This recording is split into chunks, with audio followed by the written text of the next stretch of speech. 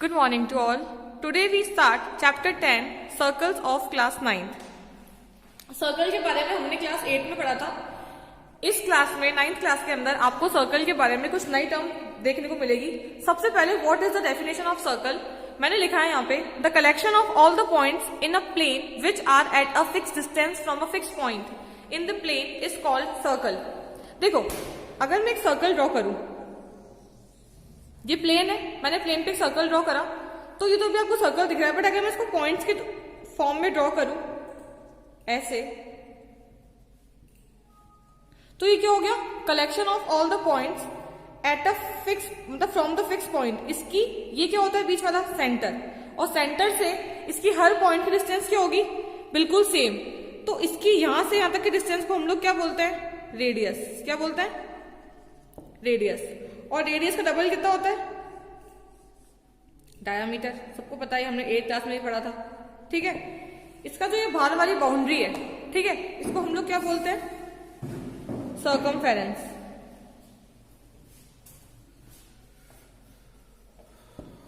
And एक और main चीज, डायामीटर के अलावा अगर हम कोई लाइन खींचे उसको हम क्या बोलते हैं, chord. Chord of circle. Fine. और सबसे बड़ी कॉर्ड इसकी डायमीटर ही होती है सर्कल की. ठीक है, अब हम लोग 3-4 चीजें और देखेंगे जिसके अंदर हमारा है major sector, minor sector, major segment और माइनर सेगमेंट. हालांकि उस पर बेस क्वेश्चन तो अपने क्लास 10th में है, लेकिन बेसिक हम लोग अभी रीड करेंगे. डायग्राम देखो आप लोग. एक देखो, मैंने यहाँ पे बहुत सारे डायग्राम ड्रॉ करे.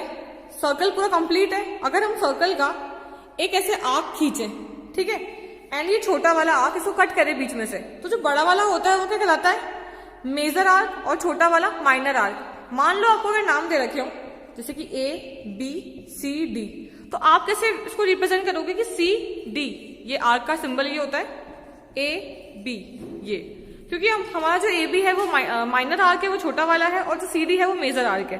ठीक है, अब आओ सेक्टर पे. ये तो आर्क की बात हो गई. सेक्टर क्या होता है, जैसे हमारा 4 पीस वाला वो होता है ना पिज्जा, उसका एक स्लाइस, ये होता है हमारा सेक्टर. इसके बीच में एंगल होता है थीटा, ऑब्वियसली 90 डिग्री होता है. तो अगर हम छोटे पीस की बात करेंगे एक की, तो वो होता है हमारा माइनर सेक्टर, और बचा हुआ बड़ा पीस हमारा क्या होता है, मेजर सेक्टर. ठीक है, तो उसको हम ऐसे ध्यान रखेंगे, इसका कुछ थीटा होता है खुद का, और इसका भी कुछ थीटा होता है. मान लो ये हमें अगर 60 डिग्री गिवन हो, 60 डिग्री माइनर वाला देके वो मेजर वाला पूछ ले, तो उस पूरे सर्कल की वैल्यू कितनी होती है, 360. We all know. तो हम लोग क्या करेंगे, 360 माइनस 60, तो उस केस में इसका थीटा कितना हो जाएगा, थीटा मतलब एंगल 300 डिग्री. फाइन. सर्कल को हमने 2 तरीके से तो ब्रेक कर दिया. अब तीसरा तरीका ये है कि हम सर्कल को ऐसे बीच से ब्रेक करें. ठीक है, तो छोटा सा जो पार्ट होता है ना, ये इतना सा, इसको हम बोलते हैं सेगमेंट. तो अगर ये छोटा है तो माइनर सेगमेंट, और बड़ा है तो मेजर सेगमेंट. और माइनर के अलावा अदर देन कुछ पूछ ले तो आप पूरे सर्कल में से ये निकाल के माइनस कर दो तो मेजर सेगमेंट आ जाएगा. अब हम बात करते हैं एक प्लेन की जिसके अंदर सर्कल हो. अगर आपसे कोई पॉइंट पूछे, जैसे मैंने यहाँ पे ए मार्क किया है, यहाँ पे बी मार्क किया है, और यहाँ पे सी मार्क किया है. ठीक है, आपसे पूछे भैया ए कहाँ पड़ रहा है, तो हम बोलेंगे ए कहाँ लाई कर रहा है, interior part in the circle. ये सर्कल के इंटीरियर, सर्कल के अंदर लाई कर रहा है. ठीक है, सी का है, सी सर्कल पे ही लाई कर रहा है, ऑन द सर्कल. एंड हमारा बी का हो जाएगा एक्सटीरियर, क्योंकि सर्कल के बाहर लाई कर रहा है. ठीक है, ये तो हो गए हमारे चैप्टर के बेसिक. अब जो आपका 10.1 एक्सरसाइज है ना, वो तो पूरी सिग्नल लाइन को ट्रू एंड फॉल्स है, तो वो तो मैं आपको पीडीएफ फॉर्म में दे दूंगी. ठीक है, अब हम नेक्स्ट टॉपिक स्टार्ट कर रहे हैं. Angle subtended by a chord at a point. Chord क्या होती है, जैसे कि सर्कल अगर कंप्लीट होता मान लो, तो ये क्या हो जाती, इसकी कॉर्ड हो जाती, और ये इसका सेंटर है. तो कॉर्ड सेंटर पे कितने डिग्री का एंगल बनाती है, सबटेंड करती है, या फिर इसकी प्रॉपर्टी क्या होती है, नेक्स्ट टॉपिक हम लोग ये डिस्कस करेंगे. ठीक है, देखो थ्योरम 10.1 जो है ना, वो क्या कह रही है हमें कि equal chords of a circle subtend equal angle at the centre. कि एक सर्कल की इक्वल कॉर्ड जो होती है ना, वो सेंटर पे इक्वल एंगल सबटेंड करती है. अगर ये कॉर्ड है ए बी और ये कॉर्ड है सी डी, ठीक है, तो जो एंगल सबटेंड ए बी करेगी ना सेंटर पे, उतना ही एंगल सी डी भी सबटेंड करेगी. ये हमें प्रूव करना है. सबसे पहले हमने क्या करा, एक सर्कल बनाया, 2 कॉर्ड ड्रॉ करी, एक सेंटर बनाया, सेंटर से हमने रेडियस खींची ओ ए और ओ डी, और जो सेंटर से हमें 2 लाइन खींची ना, ओ बी और ओ सी, वो भी क्या है, रेडियस ही है. ठीक है। लेकिन हमारे लिए वो काम कैसे कर रही है अभी यहाँ पे ट्राइंगल का। हमें प्रूफ क्या करना है, हमें प्रूफ करना है कि जो ये एंगल बन रहे हैं ना ओ के पास से या ओ से जितने भी एंगल बन रहे हैं वो दोनों बाय मेजरमेंट क्या होंगे, सेम होंगे, ठीक है। ऑब्वियसली हमको जब भी दो ट्राइंगल मिल रहे हैं और हमें कुछ प्रूफ करना है तो हम लोग कौन सी चीज ऑप्ट करेंगे, कॉन्ग्रुएंसी। अगर हमने ट्राइंगल को कॉन्ग्रुएंट कर दिया है ना बाय कोई सा भी रूल, क्योंकि हमने सारे पढ़ रखे हैं, तो क्या होगा, अगर वो उसी ट्राइंगल का पार्ट पूछ रहा होगा तो उसको हम किससे प्रूफ कर देंगे, सीपीसीटी से। ये तो हमें पता है ना। सीपीसीटी क्या होता है, corresponding part of congruent triangle, ठीक है। मैंने क्या करा, एओबी ट्राइंगल लिया और सीओडी लिया, फाइन। अब ऑब्वियसली सारी रेडियस सेम होती है तो यहाँ पे ओए और ओडी क्या हो गई, सेम। ओबी और ओसी क्या हो गई, same, because they all are radii of circle. Radii is the plural of radius. तो यहाँ पे OA equal to OC, OB equal to OD, same हो गया। सेकेंड चीज हमें क्या गिवन है कि जो उसकी कॉर्ड्स है वो इक्वल है, ये भी ऑलरेडी गिवन है। तो इक्वल कॉर्ड्स है तो हमने यहाँ पे ये चीज ले ली कि भैया हमारा AB और CD भी क्या होगा, इक्वल। अब बाय SSS कॉन्ग्रुएंसी या SSS रूल हमारे दोनों ट्राइंगल आपस में क्या हो गए, कॉन्ग्रुएंट। और क्योंकि ये कॉन्ग्रुएंट हो गए तो अब अगर हम लोग सेंटर से इस वाले एंगल की बात करेंगे और इस वाले एंगल की बात करेंगे तो ये एंगल भी आपस में क्या होंगे, इक्वल। कैसे, बाय सीपीसीटी। तो उसका मतलब ये प्रूफ होता है कि जो इक्वल कॉर्ड होती है वो सेंटर पे इक्वल एंगल सबटेंड करती है। अगर आपको आता है एक्सप्लेन ये करने के लिए तो आप आराम से एक डायग्राम बनाओगे, खुद से एक्सप्लेन कर दोगे, ठीक है। ये 10.2 का जो फर्स्ट क्वेश्चन है ना वो ये इसलिए हम उसको करेंगे नहीं, हमने एक थ्योरम पूरी डिस्कस कर ली है, फाइन। अब हम लोग आगे डिस्कस करेंगे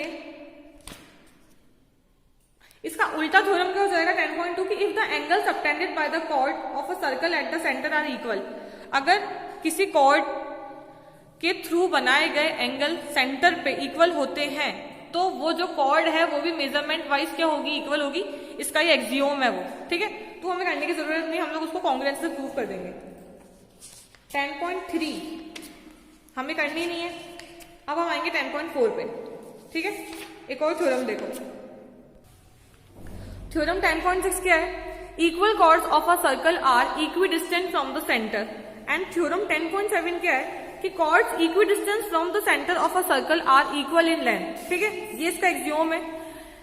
ऑब्वियसली जो इक्वल कॉर्ड्स होती है हमारे सर्कल की, ठीक है, that is PQ and RS।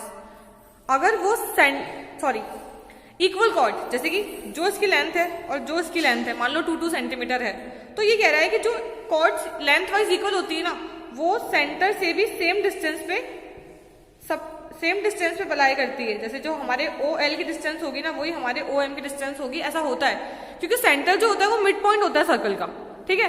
तो उससे सेंटर से हम जिसकी भी डिस्टेंस देखेंगे ना वो एक पर्टिकुलर फिक्स डिस्टेंस ही होती है। जैसे कि चाहे आप सर्कमफेरेंस की देख लो एंड चाहे आप इसकी देख लो, ठीक है। एंड इसका दूसरा क्या है कि chords equidistance from the centre. ऐसी कॉर्ड्स जो सेंटर से इक्वी डिस्टेंस पे हो तो वो लेंथ वाइज इक्वल होगी। तो ये भी हमको समझ में आता है कि हाँ इसका उल्टा भी लाई करेगा, ऐसा होता है, ठीक है। अब हम 10.4 के कुछ सिलेक्टेड क्वेश्चन देखेंगे जो उस पर बेस्ड है। उसके बाद 10.5 हम लोग नेक्स्ट वीडियो में करेंगे। क्वेश्चन नंबर 1 देखो, 2 circles of radii 5 centimetre and 3 centimetre intersect at 2 points at the distance between their centre is 4 centimetre. Find the length of the common chord. ये कॉमन कॉर्ड है, ठीक है। अब देखो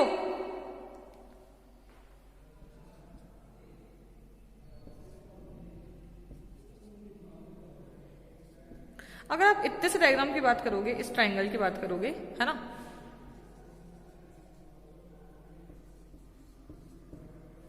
आपको पता है जो उसका स्क्वायर होगा हाइपोटेन्यूज का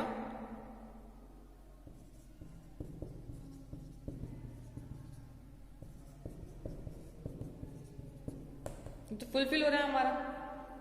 तो अब हम क्या लेंगे,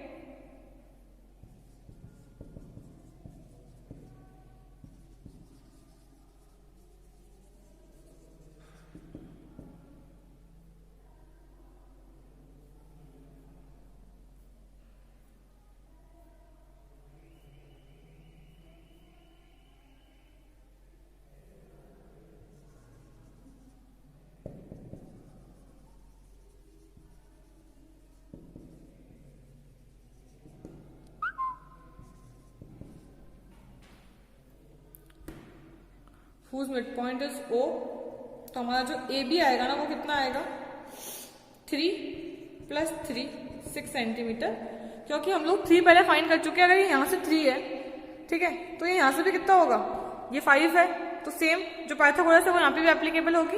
एंड 3 + 3 कितना होता है 6 सेंटीमीटर, तो ये हमारा आंसर है। नेक्स्ट क्वेश्चन हम लोग करेंगे डायरेक्ट फोर्थ वाला। क्वेश्चन नंबर 4, लास्ट क्वेश्चन है हमारा। If a line intersect 2 concentric circles having same centre with centre O at ABCD, proof करना है आपको कि जो आपका AB होगा ना वो CD के इक्वल होगा लेंथ वाइज, ये हमें प्रूफ करना है, ठीक है। अगर आप सर्कल वाइज देखो ना तो इस सर्कल की कॉर्ड है ये, ठीक है, और बड़े वाले सर्कल की कॉर्ड है ये पूरा पार्ट, ठीक है। तो हम लोग क्या करेंगे, देखो सबसे पहले आपको पता है ये सेंटर है, मतलब सॉरी मिड पॉइंट सेंटर से, तो AM और DM क्या हुई, लेंथ वाइज इक्वल हुई।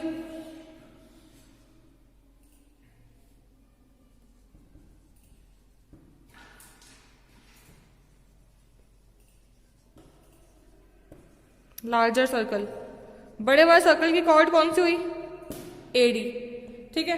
तो आपको पता होना चाहिए कि M इसका मिड पॉइंट है तो AM बराबर DM हो गया, ठीक है। और BC किसकी कॉर्ड है, स्मॉल सर्कल की,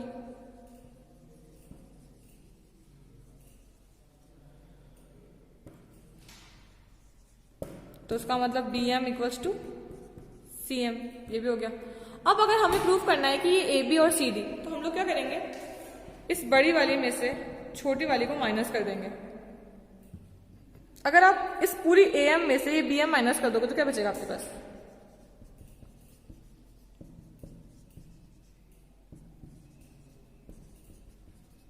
AB और CD। तो प्रूफ हो गया कि हमारी AB और CD क्या है, इक्वल है, ठीक है। जितने क्वेश्चन मैंने करवाए हैं एग्जाम के हिसाब से उतने ही इंपॉर्टेंट है आपके, ठीक है। तो आपको सारे क्वेश्चन कर लेने हैं ये वाले। 10.5 हम लोग नेक्स्ट वीडियो में डिस्कस करेंगे, उसके बाद हमारा कोर्स पूरा खत्म हो जाएगा। फाइन, एग्जाम्पल्स ऑब्वियसली आपको करने ही, मैं हमेशा बोलती हूँ एग्जाम्पल्स करने हैं, पेपर के लिए इंपॉर्टेंट है। Thank you, have a good day.